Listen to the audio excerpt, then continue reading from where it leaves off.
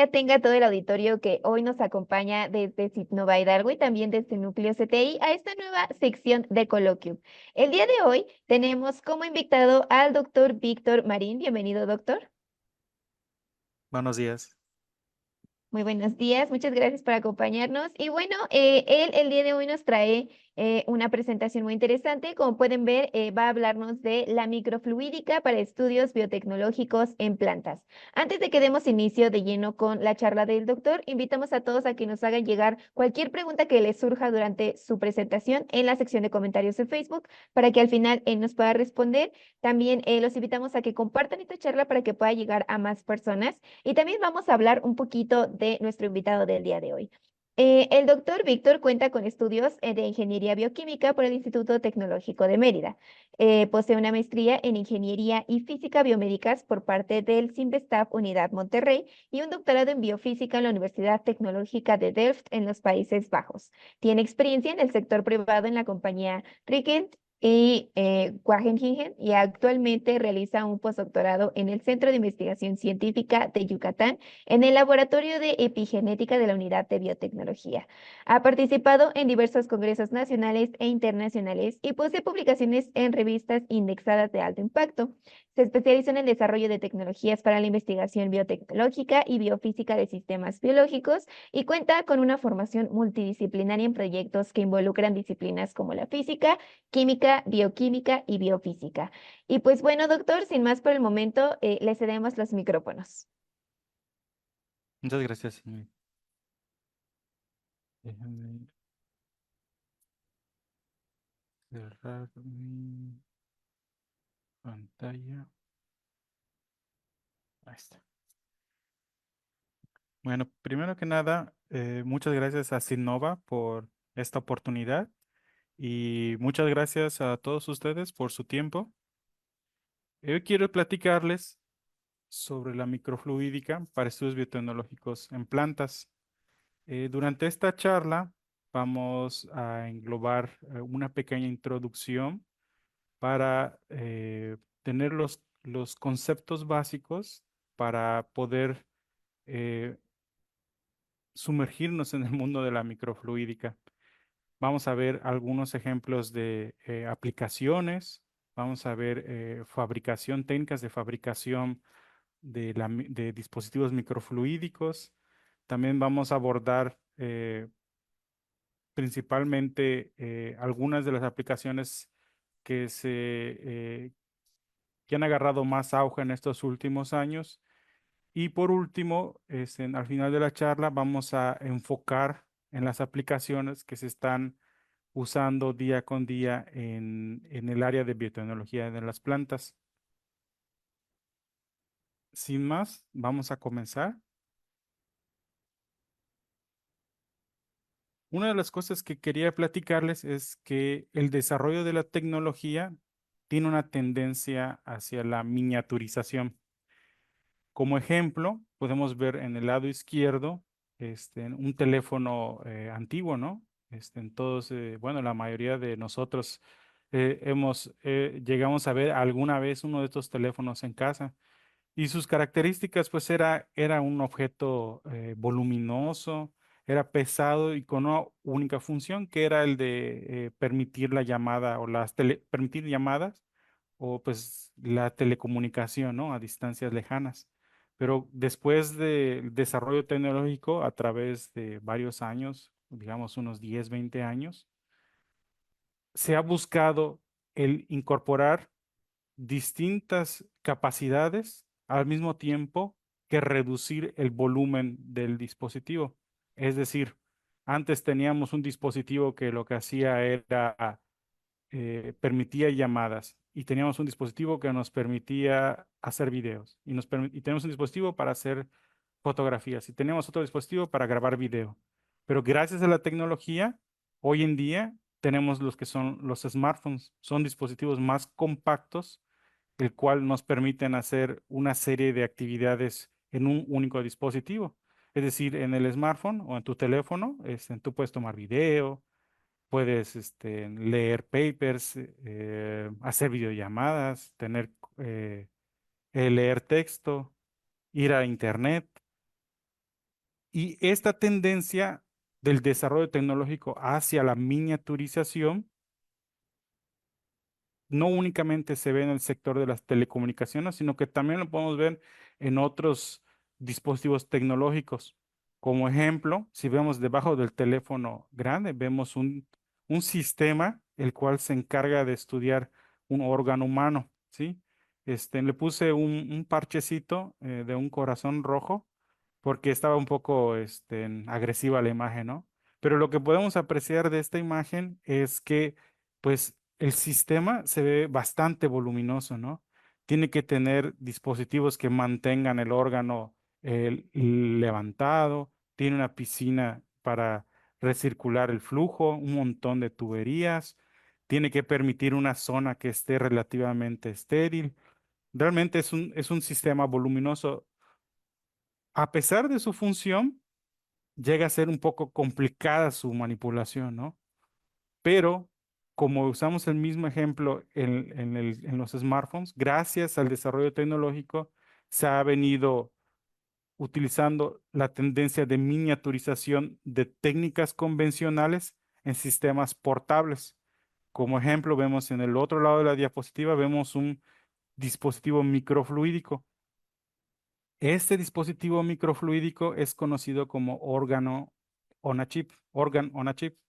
Y lo que hace es tener distintos compartimientos, el cual mantienen tejido o células especializadas vivas. Y esto lo que trata de hacer es similar o imitar las funciones de un órgano complejo, ¿sí? Este dispositivo ya se encuentra ampliamente distribuido, ya podemos encontrar este tipo de dispositivos en formas comerciales, tendrá unos 4 o 5 años los que estos dispositivos ya pueden ser comprados y estamos en la etapa, bueno, se está en la etapa en que estos dispositivos empiecen a ser aceptados como como dispositivos estándar en pruebas de alimentos o en pruebas de toxicidad, aprobados y regulados por agencias internacionales. Entonces, estamos en una época en la cual la tendencia de dispositivos grandes vienen a ser miniaturizados a dispositivos que podrían caber en la palma de nuestra mano. Es que veremos en ese dispositivo es aproximadamente de 4 centímetros por 5 centímetros. He de aclarar que este dispositivo no pretende sustituir un órgano del corazón, o digamos, no pretende sustituir al corazón como tal, sino que es un dispositivo que permite estudiar o similar las propiedades de un órgano. Bueno, por lo menos hasta ahora no se obtiene a través de tecnología un órgano que pudiera reemplazar un órgano humano, ¿no? Es meramente como objeto de estudio, pero podría ser que en un futuro cercano tal vez ya se desarrollen dispositivos microfluídicos con capacidades específicas de tejidos complejos, ¿sí? Pero bueno, vamos a ver ¿qué es la microfluídica, sí? Como vemos en esta imagen, este es un chip, es también conocido como lung on a chip o pulmón on a chip, y se llama así porque contiene células de pulmón. En este dispositivo podemos analizar, se puede estudiar las propiedades mecánicas y el transporte de gases a través de tejido especializado del pulmón. Este término de on a chip se vino a acuñar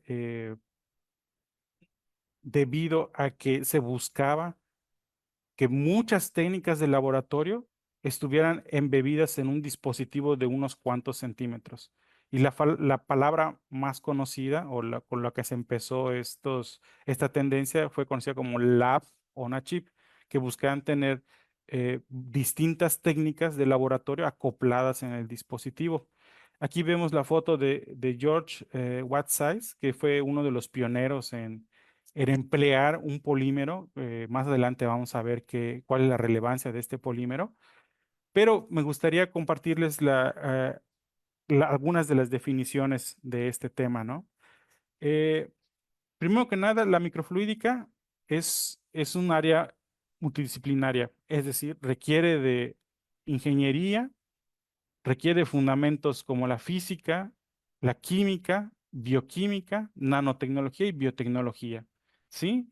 No únicamente se especializa en una sola área, sino que esta rama de la ciencia requiere de las herramientas de distintas áreas para poder tener un resultado.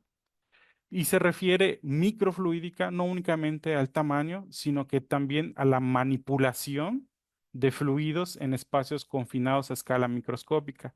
Este término viene siendo un poco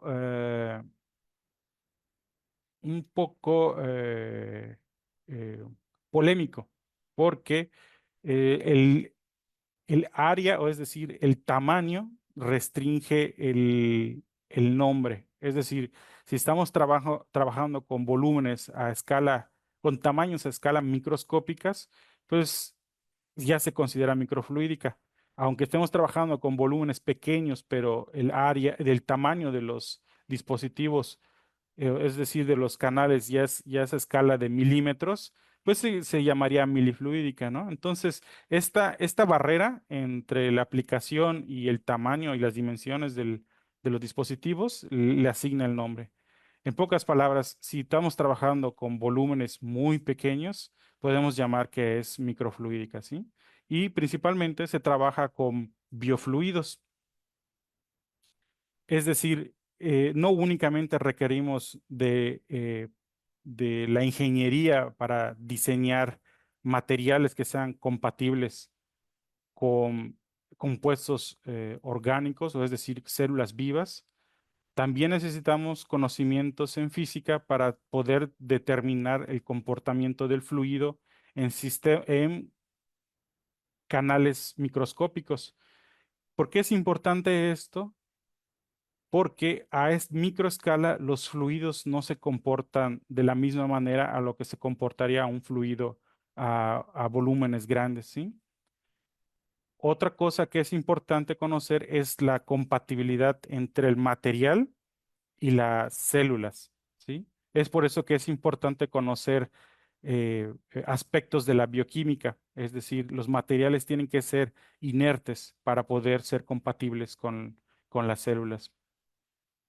Y la biotecnología, su principal característica o por qué la necesitamos ahí, es porque necesitamos que estos dispositivos, en la mayoría de los casos, tengan un propósito para la sociedad. Es decir, la mayoría de los dispositivos, la Bona Chip, tienden a buscar una simplificación del volumen de la muestra, al igual que mejoran la portabilidad, es decir, son dispositivos pequeños.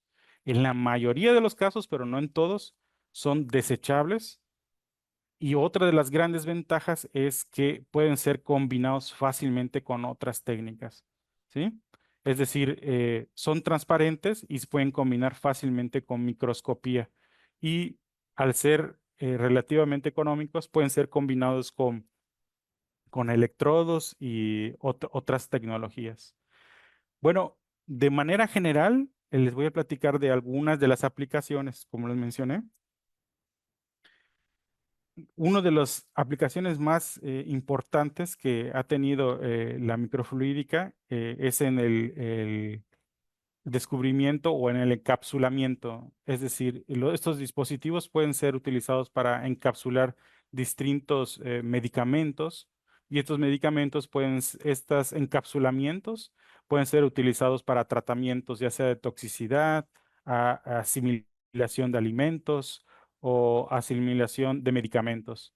También esos encapsulamientos que se pueden hacer en estos dispositivos sirven para producir bioreactores. Se han hecho dispositivos capaces de hacer PCR en tiempo real en estos encapsulamientos y en una cantidad, con volúmenes muy pequeños, pero aumentando la cantidad de experimentos que se pueden realizar en el momento. También, como les había mencionado anteriormente, una de las ramas que ha cobrado más auge es la ingeniería de tejidos, en el cual el órgano on a chip ha estado creciendo de manera descomunal. ha sido adoptado de forma muy fácil por el sector de la industria y de la medicina. Y el otro sector que ha cobrado mucho auge es el sector de los diagnósticos. Por ejemplo, las pruebas de embarazo se pueden considerar como dispositivos microfluídicos. Hay pruebas, las pruebas de COVID en la cual aplicaban saliva, se puede considerar como dispositivos microfluídicos igual. Entonces, estos dispositivos, hay un área en la cual está destinada a fabricar dispositivos en el cual pudiéramos tener diagnóstico en la zona de interés. Este, pero bueno, cómo se fabrican estos dispositivos, verdad? Bueno, la manera de fabricación que les voy a presentar ahorita es una de las más comunes y son de las que vamos a encontrar a escala de laboratorio.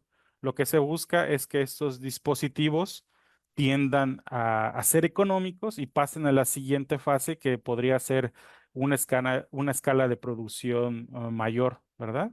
Pero la que les voy a mostrar ahorita es la más común que se encuentra en los laboratorios.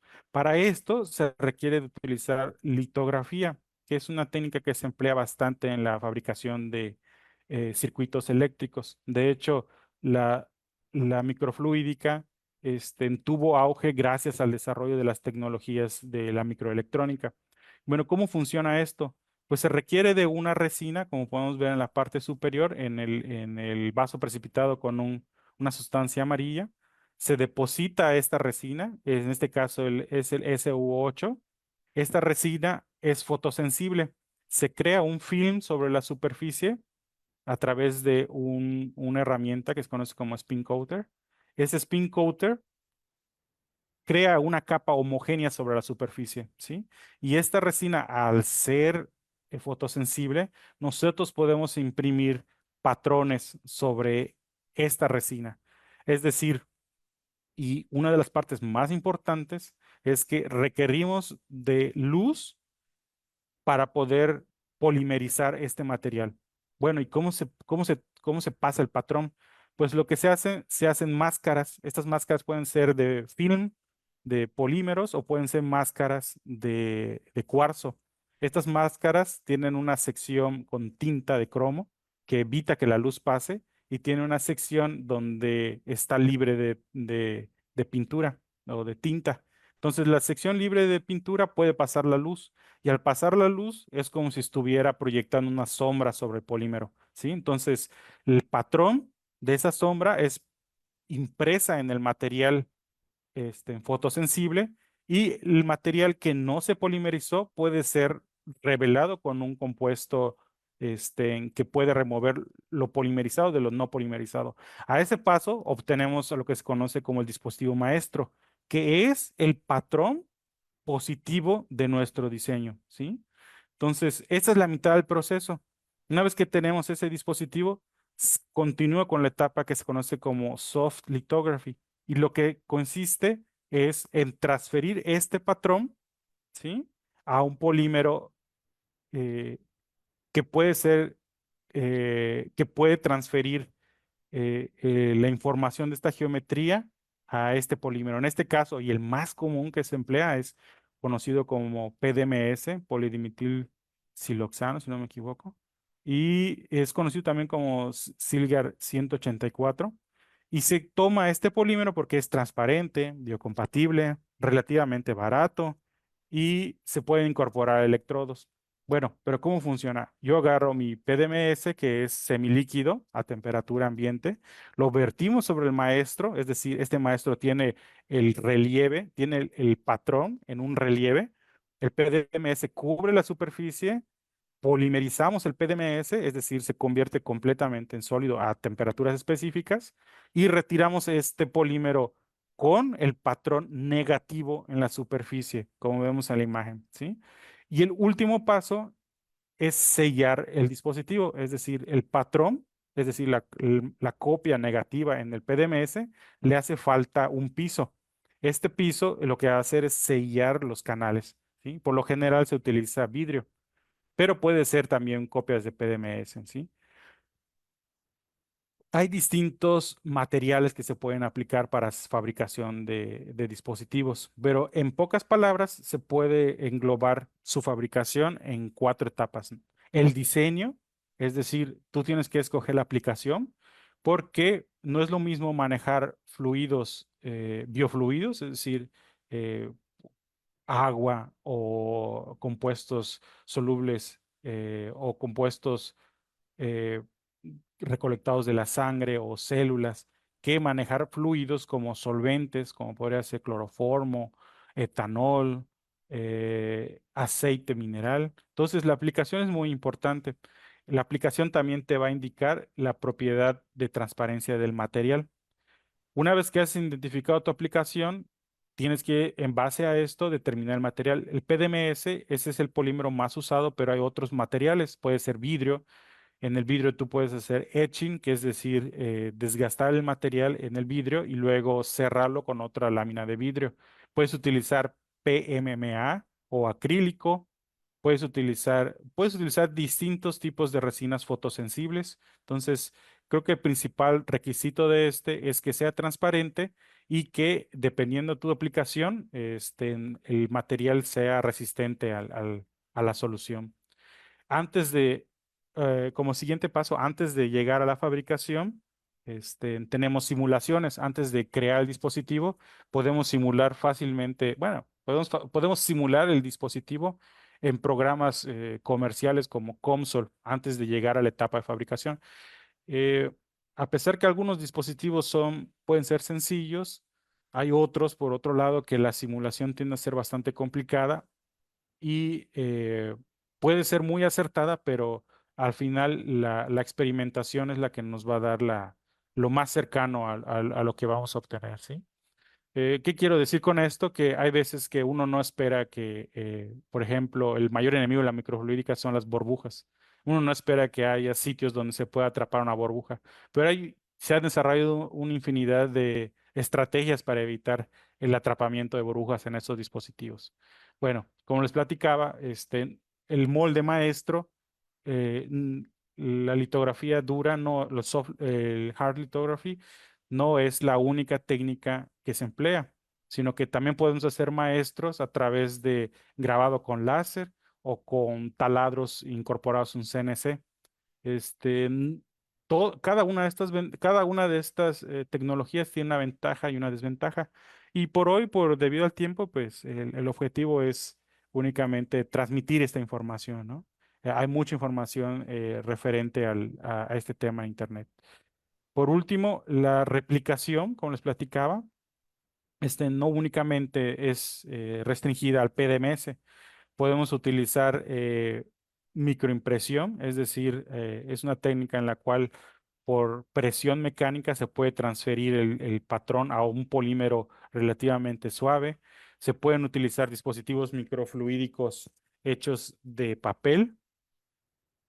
También se ha demostrado que se pueden hacer dispositivos microfluídicos empleando 3D printers, tanto de film como de cama de fotorresina.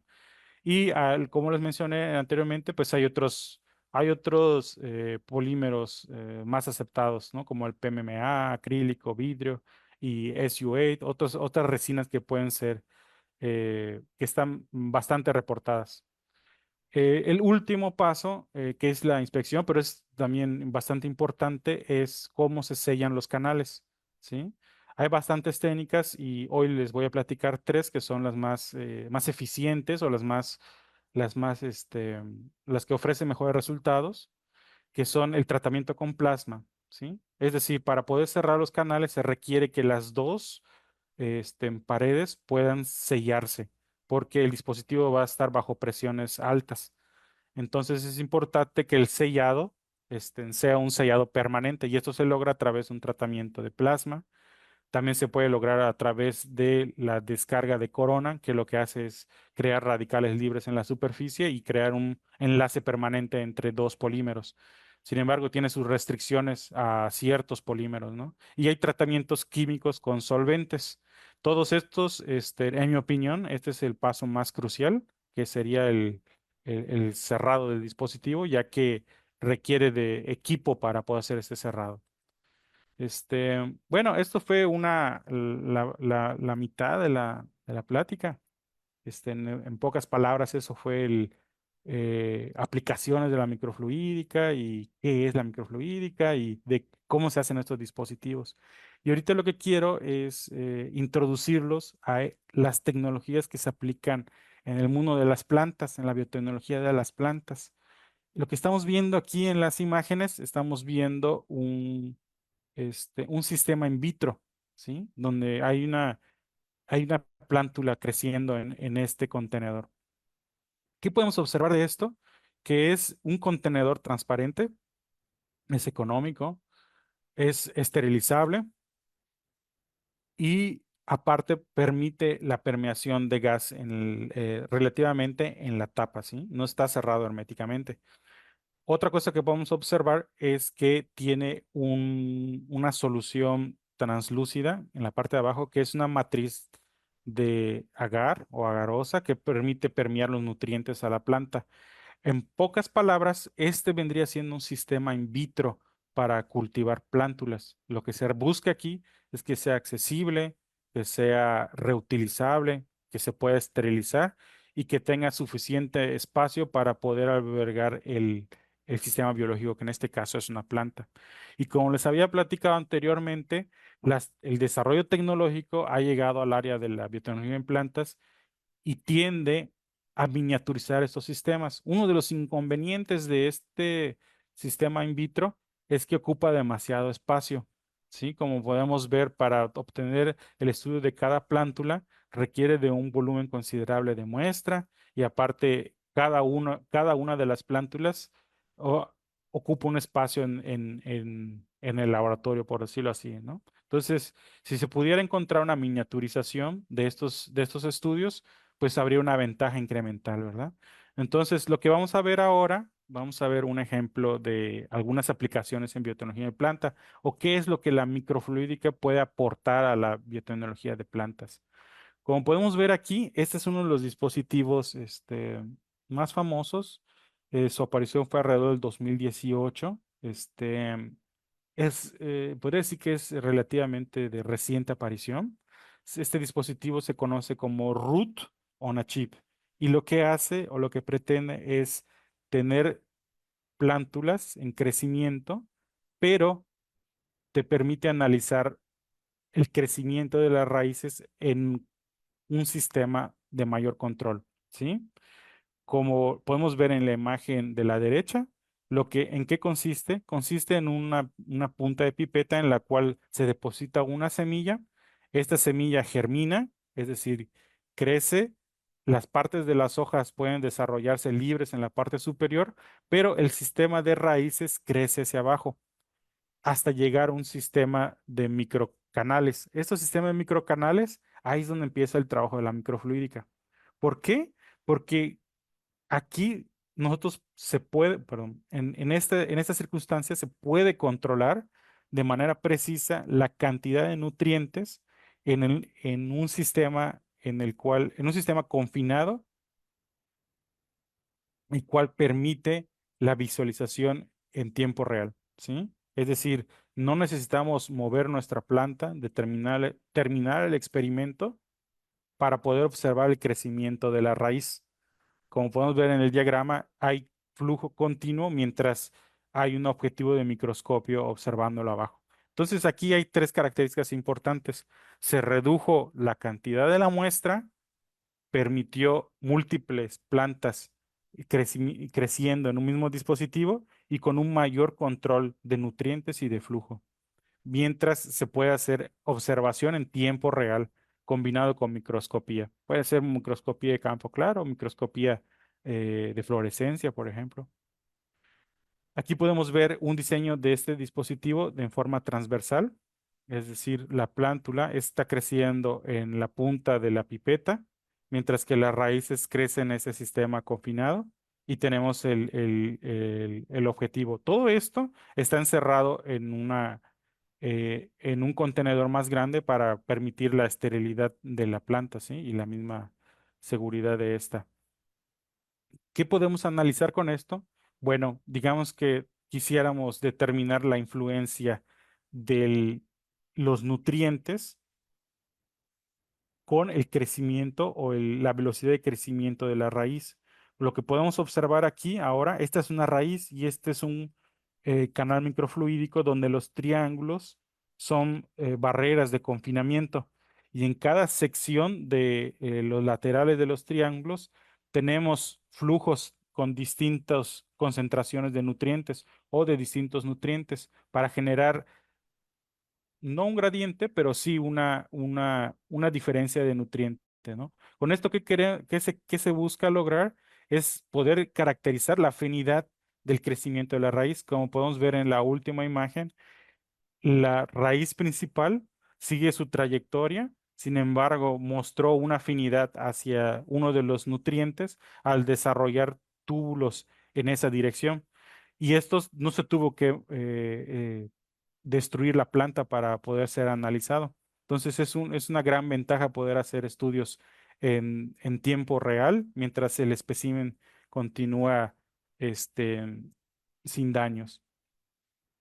Otro ejemplo que tenemos de esto es una variante del dispositivos que se conoce como root on a chip, en el cual no únicamente tenemos un canal para una única raíz, sino que como podemos ver en el dispositivo de la izquierda, tenemos una pipeta en el centro donde se deposita la raíz de la semilla. La semilla empieza a crecer, pero se le dan 5 opciones o cámaras de crecimiento. Es decir, la raíz censa cuál de estos 5 parámetros o esos 5 parámetros contenidos en estas cámaras va a ser el más afín a la planta. Es decir, en vez de que tengamos plántulas en distintas cámaras in vitro, es decir, 5 cámaras in vitro una, eh, para distinto tratamiento. En este caso tenemos una plántula con distintos tratamientos en el mismo sistema in vitro, ¿sí? Entonces, de esta manera podemos reducir costos en el material requerido y, como les había mencionado, continuamos con visualización en tiempo real. Como podemos ver aquí, en esta investigación, ellos pudieron determinar el crecimiento de la raíz en diferentes concentraciones o la afinidad de estos a diferentes medios. Esta es una variedad de diseño de lo que se conoce como root on a chip.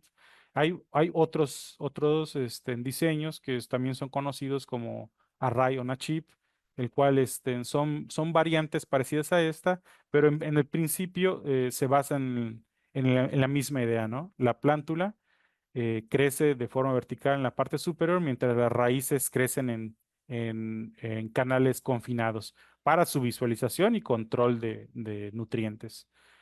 Otro ejemplo, que es uno de mis favoritos porque realmente ha mostrado un auge en el screening, en la investigación de afinidad, es el uso de esos dispositivos.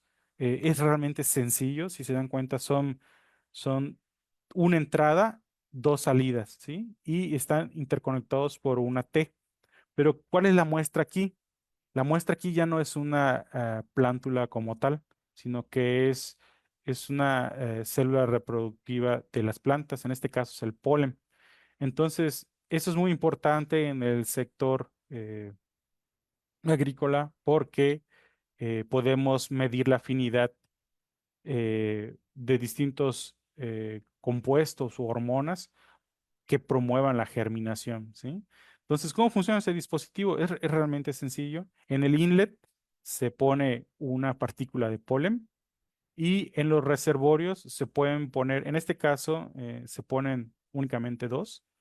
Se puede poner un óvulo de planta o se pueden poner concentraciones de hormonas y determinar cuál es el trigger o el disparo de la concentración que inicia el crecimiento de estos túbulos para encontrar el, el- para encontrar el quimio atrayente, ¿sí? Entonces, el diseño es muy sencillo y te puede servir para caracterizar muchas variedades de polen. Lo que hemos estado hablando está relacionado con plantas, es verdad, o sea, plantas grandes. El polen no es una partícula muy pequeña, o sea, es decir, puede llegar a alcanzar aún está en la escala microscópica, pero no es tan pequeña como podría ser eh, una célula de una planta única, ¿ok? Son partículas de polen y en algunas ocasiones están compuestas de múltiples células, pero la microfluídica te permite estudiar células únicas y este dispositivo está diseñado para estudiar células únicas. En este caso, se estudian células de plantas a las cuales se le conocen como protoplastos. Las células de planta, a diferencia de las células de los mamíferos, poseen una pared celular. Esta pared celular, al ser removida, estas células cambian de nombre a protoplastos.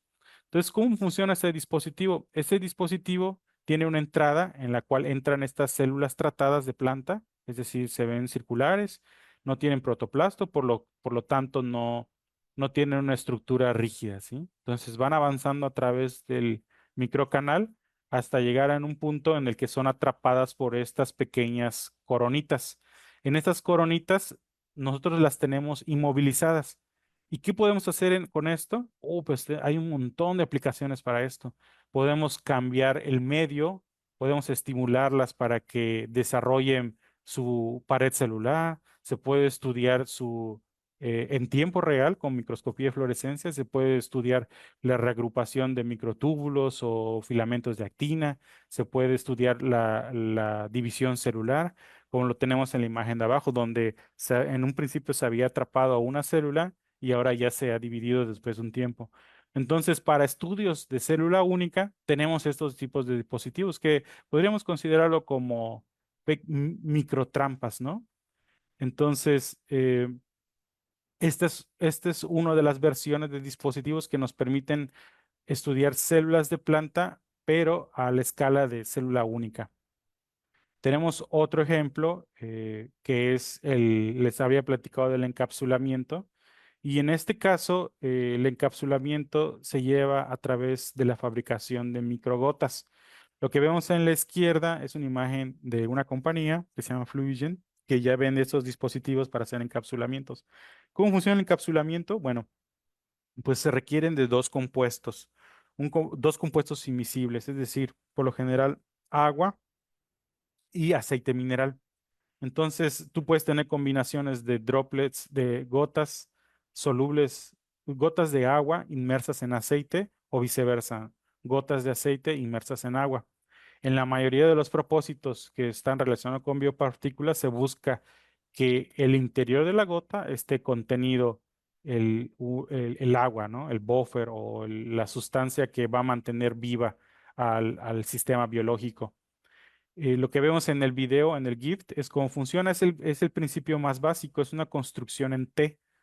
Cuando la presión del canal perpendicular a la alimentación se excede, corta la alimentación formando una gota. Esta gota se mantiene estable, es decir, no va a haber colisión entre gotas debido a que se le adiciona un detergente, el cual crea una monocapa en la superficie, creando una tensión superficial, evitando la colisión de estas gotas. Pero bueno, ¿qué es lo importante de esto? Lo importante de esto es que podemos encapsular sustancias dentro de estas microgotas, muy parecido a una emulsión, pero de una forma muy controlada. La variación del diámetro de estas gotas es muy pequeña y la estabilidad puede variar. Se pueden hacer microgotas multicore, que es decir, multicapa, es decir, pueden tener funcionalización de distintas capas, o sea, gotas dentro de gotas. Pero la aplicación que quería platicarles hoy, que es muy interesante, no únicamente se puede estudiar célula única en los dispositivos microfluídicos, sino que también podemos estudiar organelos. Y en este artículo, muy interesante, ellos fabrican un organelo muy importante en las plantas que se conoce como cloroplasto, que es el equivalente a la mitocondria y se encarga de realizar la fotosíntesis.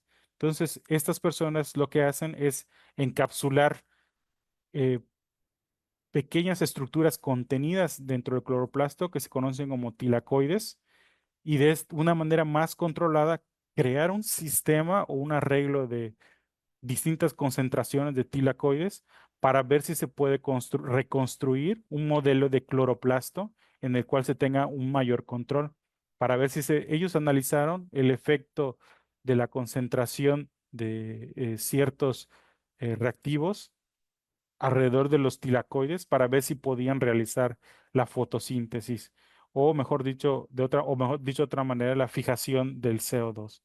Bueno, este es esta es una de mis aplicaciones favoritas porque es de forma dinámica, podemos ver esta formación, ¿no? Y realmente es muy accesible esta tecnología y muy reproducible.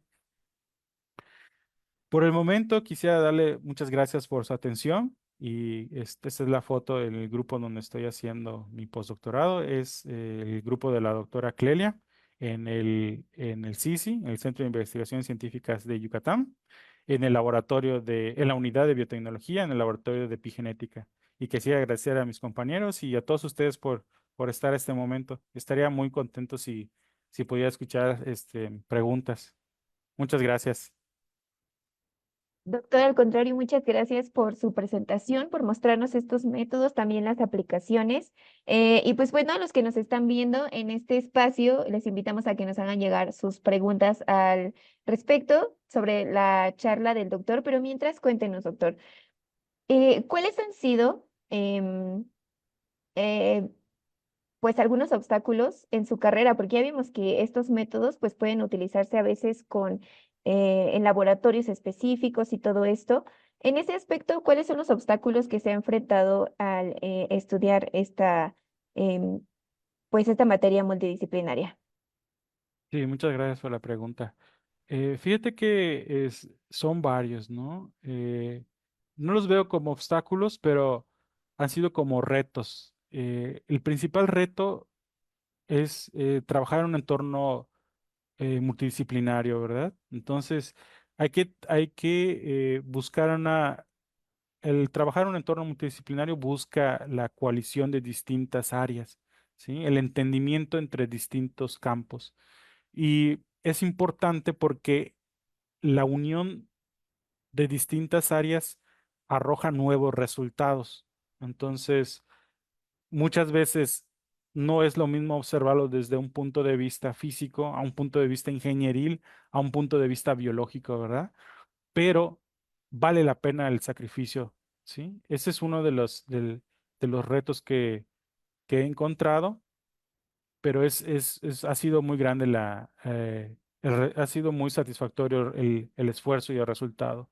Otro que he encontrado es que son técnicas de reciente aparición, que es también es una ventaja porque al ser relativamente nuevo, hay un campo muy grande en el cual, un campo muy grande para la investigación, ¿no?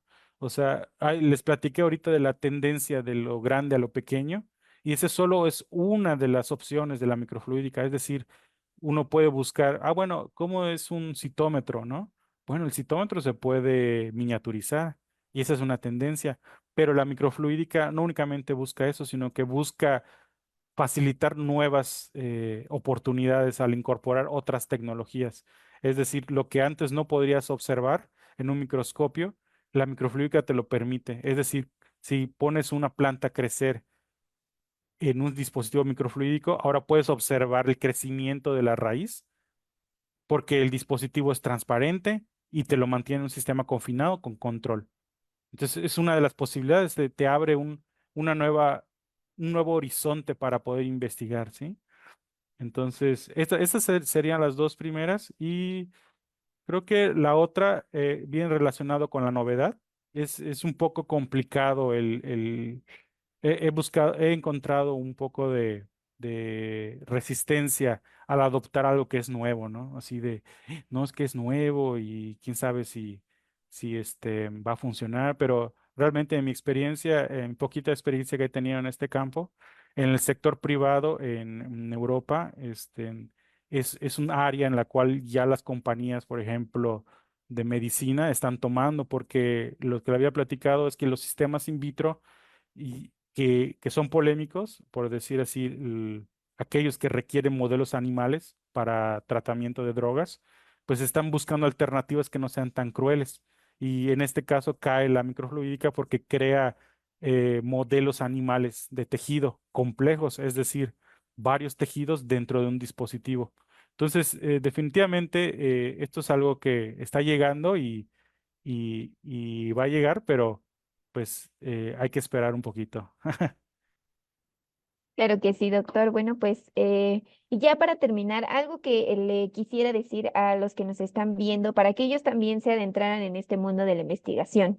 ¿Qué podría decirles al respecto? Em, pues que sigan motivados, que recuerden que lo bonito de nuestro trabajo es que encontramos cosas nuevas y gracias a nuestra pasión podemos llevar cada día un poquito más allá el avance de la humanidad y que continúen motivados, eso es lo bonito de nuestro trabajo. Bueno, doctor, pues muchas gracias de nueva cuenta por estar aquí en este espacio de coloquium promovido por el Consejo de Ciencia, Tecnología e Innovación de Hidalgo. Gracias por esta charla tan interesante y a todo el auditorio que nos estuvo expectando. Les recordamos que esta charla se queda grabada en los videos de Facebook de Núcleo CTI y también más tarde estará disponible en el canal de YouTube de Sidnova Hidalgo para que, pues, si la quieren retomar, les gustaría verla de nuevo, compartirla, adelante, ahí va a estar pública para que todos tengan acceso a ella. Y pues bueno, doctor, a nombre del doctor Francisco Patiño Cardona, quien es el director general de aquí de Sidnova, le agradecemos mucho su presentación en este espacio. Muchas gracias, Ingrid. Y muchas gracias, Sinova. Gracias a todos. Gracias y pues a todo nuestro auditorio les deseamos un excelente día.